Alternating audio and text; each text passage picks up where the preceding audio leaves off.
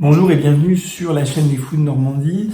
Aujourd'hui, une réponse à une question qui m'a été posée par rapport à la vidéo sur le harcèlement scolaire, le harcèlement général d'ailleurs. Quel est le profil finalement des auteurs, des agresseurs, des harceleurs?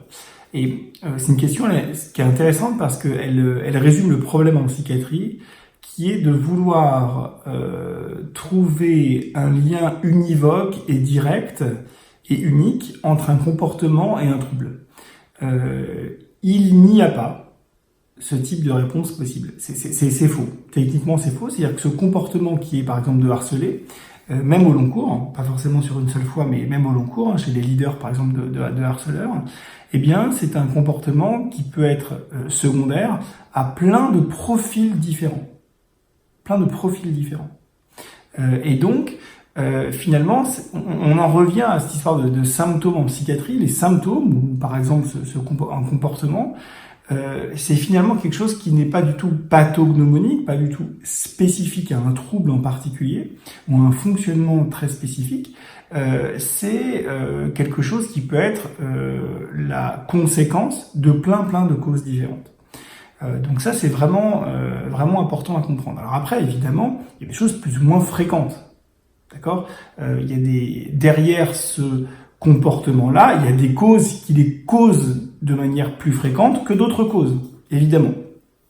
Par exemple, même si le fait d'être fatigué de manière un peu chronique rend irritable et agressif et peut amener un comportement un peu harcelant vis-à-vis de quelqu'un qui, par exemple, serait sous notre autorité, et donc finalement le harceler, alors sans forcément volonté de lui nuire directement, mais pourrait vraiment correspondre à un vécu par rapport à la personne qui le vit, de harcèlement quasi quotidien. Bon, ça c'est un exemple, je dirais, du quotidien. Je sais pas, j'ai une apnée du sommeil et j'ai une fatigue chronique, je peux assez vite être très irritable, et même de manière chronique, et être assez harcelant vis-à-vis des gens qui me sont subordonnés, par exemple. Donc ça c'est un exemple de harceleur qui n'a pas forcément de trouble psychique, par exemple. Alors évidemment, il y a des conséquences psychiques à son apnée du sommeil, qui n'est qu'un exemple. Voilà.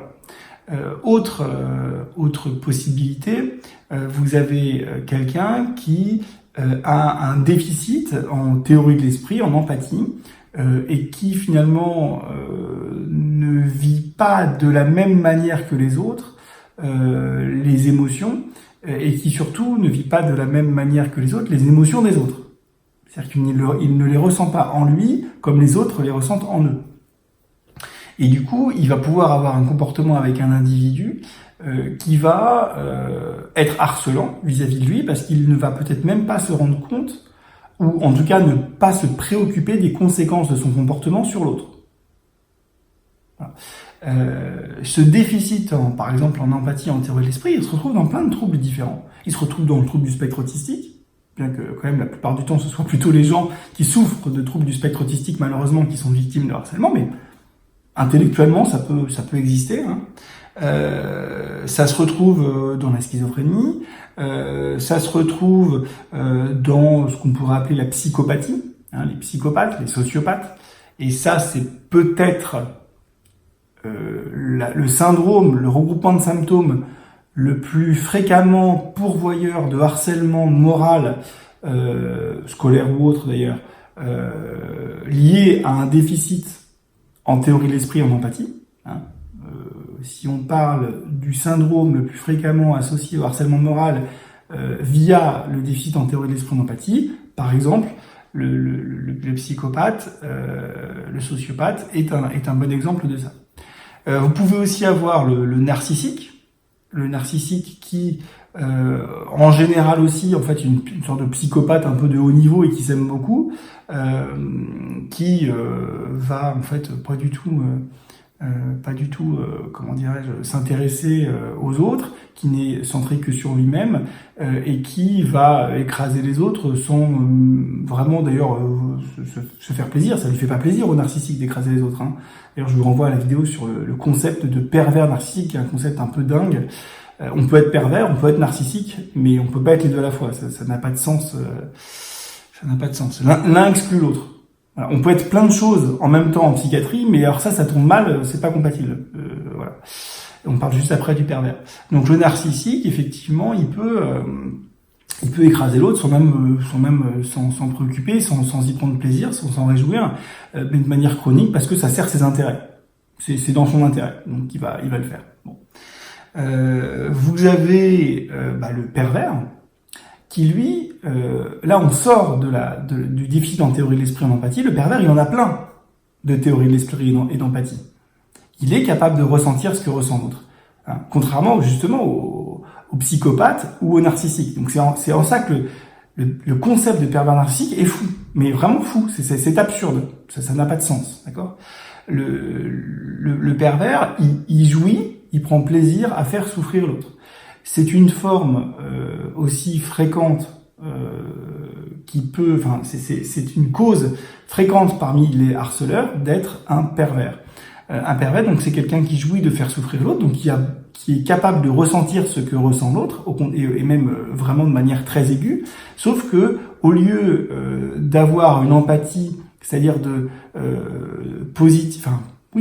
positive, c'est-à-dire je ressens la souffrance de l'autre et ça me fait souffrir moi-même et j'ai envie de l'aider, il ressent la souffrance de l'autre et ça le fait jouir, ça lui fait plaisir, d'accord. Donc ça c'est le pervers. Donc ça aussi c'est une cause possible de harcèlement. Donc d'un côté on a parlé du déficit en empathie en théorie de l'esprit, hein, avec les options différentes qui existent par rapport à ce point précis qui est le déficit en empathie en théorie de l'esprit, donc le psychopathe, sociopathe, quelqu'un qui a un trouble du spectre autistique, etc., etc. Mais le plus fréquent parmi les gens qui ont un déficit en théorie de l'esprit et qui ont des comportements de harcèlement, c'est quand même les psychopathes et les narcissiques. Et puis de l'autre côté, ceux qui ont beaucoup de théorie de l'esprit, beaucoup d'empathie, mais qui jouissent de faire souffrir les autres, et là c'est plutôt les pervers, d'accord. Donc le fait d'être ensuite un pervers, hein, il y a plein de causes qui peuvent vous amener à être pervers. D'abord, il faut rappeler une chose, c'est que le comportement pervers, c'est quelque chose qui existe chez à peu près tout le monde, évidemment à des degrés différents. Il y a des gens, et on commence à dire que quelqu'un est un pervers quand ça prend une dimension dans sa vie et dans la vie des autres importante. Là, ça devient problématique, ça devient pathologique, il y a un seuil. Bon. Le comportement pervers, il existe chez plein de gens et il est favorisé par plein de choses. Par exemple, quelqu'un qui est un peu déprimé, il peut avoir des comportements pervers par des sentiments un peu négatifs vis-à-vis de quelqu'un qui considère lui avoir fait du mal ou lui avoir retiré quelque chose qu'il méritait, un sentiment d'injustice qui va mal tourner, qui va se transformer en passion triste, un peu en volonté de nuire à l'autre. Quand on n'est pas bien dans sa peau, on peut avoir des comportements pervers. Le comportement pervers, il n'existe pas chez quelqu'un qui va bien dans sa tête. Il n'y a pas d'intérêt à vouloir jouir de la souffrance de l'autre quand on va bien dans sa tête, quand on va bien, quand tout va bien dans sa vie, quand on est heureux, etc. Il y a quand même une sorte d'addiction à la jouissance de faire souffrir l'autre, et cette addiction, elle montre souvent beaucoup d'anxiété, beaucoup de stress, beaucoup d'autodépréciation. Les gens qui ont des comportements pervers, souvent, sont des gens tristes, anxieux, voilà. Et voyez bien la grande différence avec le narcissique, qui est vraiment, c'est pour ça que je le répète encore une fois dans cette vidéo, c'est fou ce concept de pervers narcissique, il faut arrêter avec ça, ça n'a pas de sens. On peut avoir chez un même individu des comportements pervers et une impression qu'il est narcissique, parce qu'en fait on va interpréter le fait qu'il fasse du mal aux autres en le manipulant, en lui faisant du mal, comme la volonté de ne s'intéresser qu'à lui, mais en fait non, par définition non, il prend plaisir à s'intéresser aux autres et à les faire souffrir, donc c'est l'inverse du narcissique, voilà. Donc, vous voyez qu'il faut essayer de bien distinguer toutes les causes possibles de harcèlement, tous les profils possibles de harceleurs. Il faut aussi prendre en compte le fait que c'est des gens qui ne vont pas bien par définition. On n'est pas harceleur si on va bien, ça ne marche pas.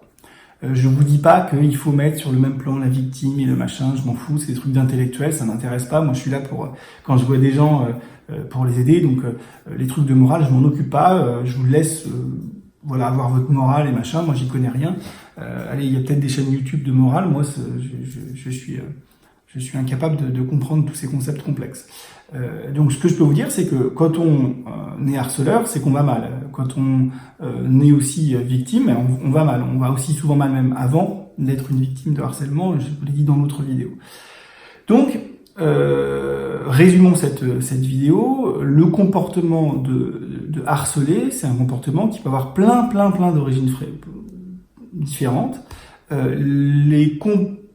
Ce comportement-là, les causes les plus fréquentes à ce comportement sont, malgré tout, même s'il en existe plusieurs, le fait d'être pervers, avec plein de causes possibles à la perversion, et le fait d'être narcissique ou psychopathique.